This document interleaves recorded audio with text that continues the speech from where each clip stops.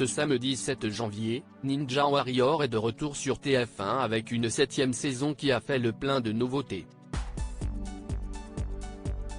Le tournage de cette nouvelle édition a cependant été le pire de l'histoire de l'émission, comme l'a révélé Christophe Beaugrand.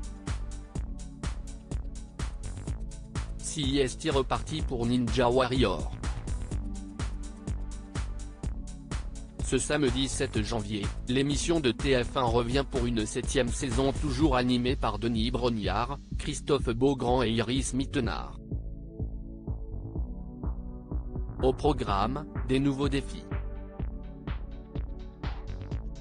Si le fameux parcours des héros sera plus difficile que jamais, avec un chrono à battre dès le départ, des obstacles inédits et un mur classique rehaussé de 25 cm, les candidats vont surtout trembler en découvrant la Memory Tower. Cette grande nouveauté est le premier obstacle piégé de toute l'histoire de la compétition. CIST, une tour d'escalade haute de 6 mètres, dont certaines prises sont piégées et lâches lorsqu'on les agrippe. Avant de se lancer, les candidats regardent une vidéo leur montrant la seule façon de passer et doivent la mémoriser. Sinon, CIST la chute, a expliqué Christophe Beaugrand dans les colonnes de Télé 7 jours. Christophe Beaugrand dévoile les coulisses difficiles de Ninja Warrior. Les finalistes devront aussi affronter la désormais culte Tour des Héros et ses 23 mètres de haut.